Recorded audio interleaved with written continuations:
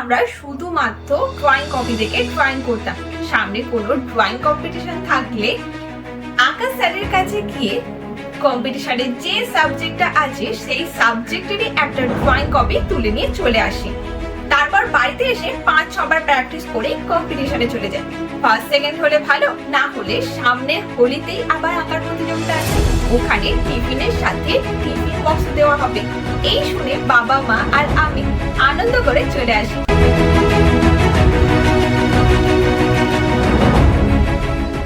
Hi everyone, welcome to my drawing with Rini channel. আজকে story drawing এ কতটা important role play করে সেটাই তোমাদের সাথে শেয়ার করব। ড্রয়িং কপি দেখে ড্রয়িং করলে শুধুমাত্র কপি করা হচ্ছে, আর্টওয়ার্কের কোনো ফিলিংই আসছে না, মানে জান আসছে না। নতুন নতুন আর্টওয়ার্ক তৈরি হচ্ছে না, একই ড্রয়িং বারবার রিক্রিয়েট করা হচ্ছে। এর জন্যই স্টোরি ক্রিয়েট করা শেখাটা খুবই জরুরি। এটা একটা ইম্পর্টেন্ট রোল প্লে করে ড্রয়িং এ। যেমন ইনস্ট্যান্টলি ড্রয়িং ক্রিয়েট করতে সাহায্য করে। হঠাৎই ড্রয়িং কম্পিটিশনে বসিয়ে দিলে আমরা কনফিউজ হয়ে যাই, আধ ঘন্টা কি আঁকবো সেই ভেবেই সময় চলে যায়। এই প্রবলেম সলভ করার জন্য স্টোরি ক্রিয়েট শেখাটা খুবই প্রয়োজন। তো তার জন্য একটা সহজ এবং ইন্টারেস্টিং এক্সারসাইজ করতে হবে।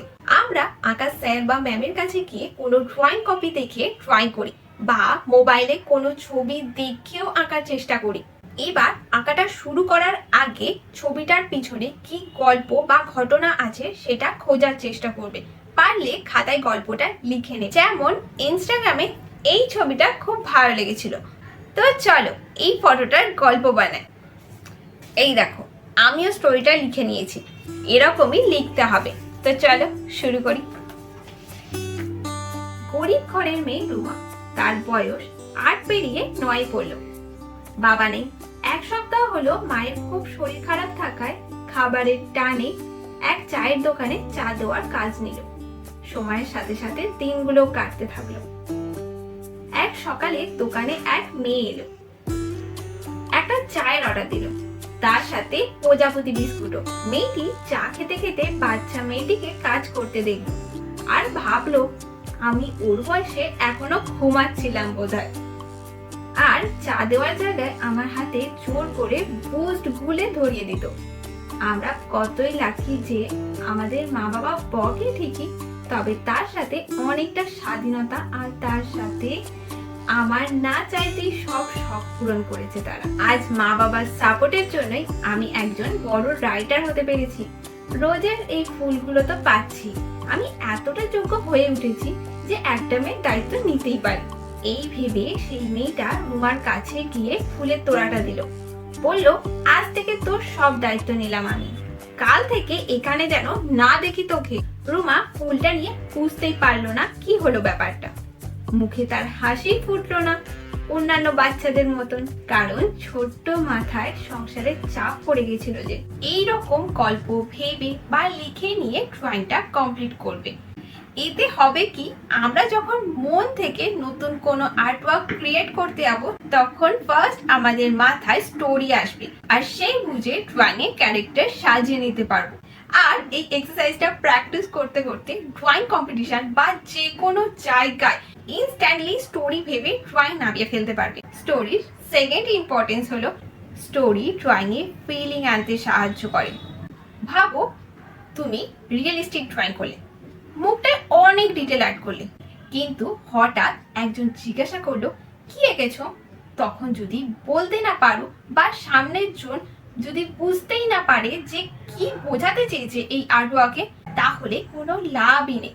ড্রয়িং এ ডিটেলিং এর প্রয়োজন, তবে ফিল না থাকলে সেই আর্টওয়ার্কের কোনো ভ্যালুই নেই।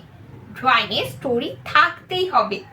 তো চলো একটা এক্সাম্পল দিয়ে দেখাই, না হলে তো তোমরা বিশ্বাস করবে না। এক্সাম্পল বলতে আমি একটা গল্প ভেবে নিজে থেকে পরিশ্রম করে, মাথায় পরিশ্রম করে একটা গল্প বানিয়ে ড্রয়িং করেছি, যেটার ভিডিও দেখাবো। আর এই ভিডিওটা একদম স্কিপ করবে না, এইরকম টেনে নিয়ে চলে যাবে, একদম না, পুরো ভিডিওটা দেখবে। আমি যখন এই গল্পটা বলবো বা ড্রয়িংটা দেখাবো তখন মাঝখানে একদম স্কিপ করবে না। আর এই ভিডিওটা দেখে যদি তোমরা ফিল করো, তাহলে কমেন্ট বক্সে FEEL কি লিখবে, FEEL লিখবে। ওকে, তো চলো শুরু করা যাক। আজ এক মায়ের কোল ভরে এক সুন্দর ফুটফুটে ছেলে হলো। সে ছোট্ট থেকে ভারী দুষ্টু ছিল, কিন্তু কর্তব্য জ্ঞানে সে ছোট্টটি নয়। বাবার চাষের জমিতে দরকার পড়লেই সে খেলা ভুলে গিয়ে জমিতে লাঙল ধরতো। বাড়িতে একটু বেশি রোজগারের জন্য প্যান্ডেলে বাঁশ বাঁধা, ফ্যাক্টরির কাজ, এমনকি তার বয়স যখন 17 ছুঁই ছুঁই তখন কারেন্টের কাজও সে করা শুরু করলো। তার পাশাপাশি সে বাড়ির ব্যবসার চাল বিক্রি করার জন্য কিলো কিলো চাল একাই বয়ে ফেলতো সে নিজে, যাকে বলে 4-5 জন কৃষকের কাজ করতো এক এক দিনে। তারপর হঠাৎ এক খবর এলো সরকারি জবের জন্য লোক নেওয়া হচ্ছে। তো সেই ছেলে সরকারি চাকরিও পেয়ে গেল। ছেলেকে সরকারি চাকরি করতে দেখে ছেলের বাবা বলল, ও জীবনে অনেক পরিশ্রম করেছে, ভগবান ওর কষ্টের বিনিময়ে আজ এই উপহার দিল। আর সেই ছেলেটির বয়স দেখতে দেখতে 80-85 ছিল, দেখে বোঝাই যায় না। সে আজ নাতি নাতনির চোখের মণি। দাদু ছাড়া তাদের সময়ই কাটে না। সপ্তাহে 7টা দিনের মধ্যে 7 দিনই দাদুর সাথে মাঠে হাঁটতে যায়। বিকেলে চা কফি আর ক্যারাম বোর্ডের হাড্ডাহাড্ডি ম্যাচ চলে। এই গল্পের নাম বা এই আর্টওয়ার্কটার নাম ছেলেদের জন্ম, যেখানে একটা ছেলের 3 বার জন্ম হতে দেখা গেছে। প্রথম জন্ম মায়ের কোলে, যেখানে কোনো বকাঝকা নেই, শুধুই আদর। দ্বিতীয় জন্ম হয় ছেলেদের যখন তার বাবা তাকে নিয়ে গর্ববোধ করে, যেদিন বাবার মুখে বকা বাদ দিয়ে চোখে খুশির জল দেখা যায়। যদি তোমরা মিস্টার অ্যান্ড মিসেস মাহি নতুন সিনেমাটা দেখে থাকো, ওখানে সিনেমার শেষে মা তার ছেলেকে, ছেলে তার বাবাকে একটা ডায়লগ দেয়, যেটা সিনেমার মেইন বিষয়, আসলি খুশি বাহার নেই হামারা ভিতর হতা है। তারপর তার বাবার দোকানের দেওয়ালে তার ছবি লাগাতে দেখে সে খুব খুশি হয়। আসলে সে চেয়েছিল ক্রিকেটার হয়ে তার বাবাকে প্রাউড ফিল করতে, মানে খুশি দিতে, যাতে অন্যান্য ক্রিকেটারদের সাথে ফটোটা লাগিয়ে তার বাবা আনন্দে তার সাথে ছবিটা লাগায়। আসলে সে সবার কাছে ফেমাস হতে চায়নি, সে তার বাবার কাছে হিরো বলা যাবে না, মানে প্রাউড ফিল করাতে চেয়েছিল। মানে নিজের ছেলেকে নিয়ে যেন প্রাউড ফিল করে। ভাই অন্যের ছেলেকে নিয়ে কেন প্রাউড ফিল করবে? ভাই নিজের ছেলেকে নিয়ে প্রাউড ফিল করবে। বাবারা এরকমই হয়, দেখায় না। আসলে চাই ছেলেরা বাবার থেকেও যেন উপরে যায়। শুধু ছেলে কেন, তার ছেলে মেয়ে দুজনেই তার থেকেও যেন উপরে যায়। যদিও বাবাদের বকলেই বেশ মানায়, একটু খারাপ লাগে, তবে চুটকি মেরে উড়ে যায় সেইটা। মাঝে মাঝে একটু 1-2 দিন এক্সটেন্ড করে, তবে বেশি দিনের হয় না, উড়ে যায়। একটু মা ভালো রান্না করে দিলে খাবারের সাথে হজম করে বেরিয়ে যায়। ছেলেরাও ভয় পায়, খালি মুখে বলে বোঝাতে পারে না। যখন তাদের রিটায়ারমেন্ট হয় বা কাজ করার মতন গায়ে ক্ষমতা থাকে না, তখন তারা ভয় পায়, ছেলে মেয়ে আমাকে দেখবে তো। সেদিনে তো শুনলাম সেনের ছেলে কাজের সূত্রে বাইরে চলে গেছে, আর বাবা মা এখানেই পড়ে আছে, আমার সাথেও এটা হবে না তো? ছেলে মেয়ে আমাকে ভুলে যাবে না তো? পাত্তা দেবে তো?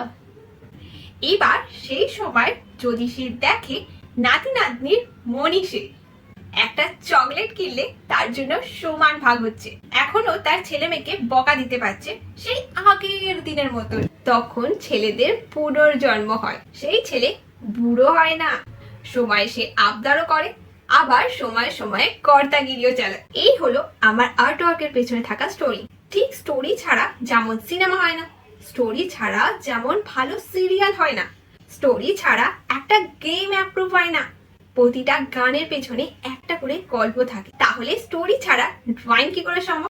আর্টিস্টের পেছনে থাকা স্টোরি বা আর্টওয়ার্কের ভেতরে থাকা ডিপ স্টোরির কারণে একটা সাধারণ আর্টওয়ার্ক পপুলার আর্টওয়ার্ক হিসেবে গড়ে ওঠে, আর সেটা প্রচুর দামে সেল হতে সাহায্য করে। এতটা ইম্পর্টেন্স আমাদের স্টোরি। তাই যখনই ড্রয়িং করতে বসবে, তখন সেই ড্রয়িং কপি বা ছবিটার স্টোরি ক্রিয়েট করার চেষ্টা করবে অতি অবশ্যই।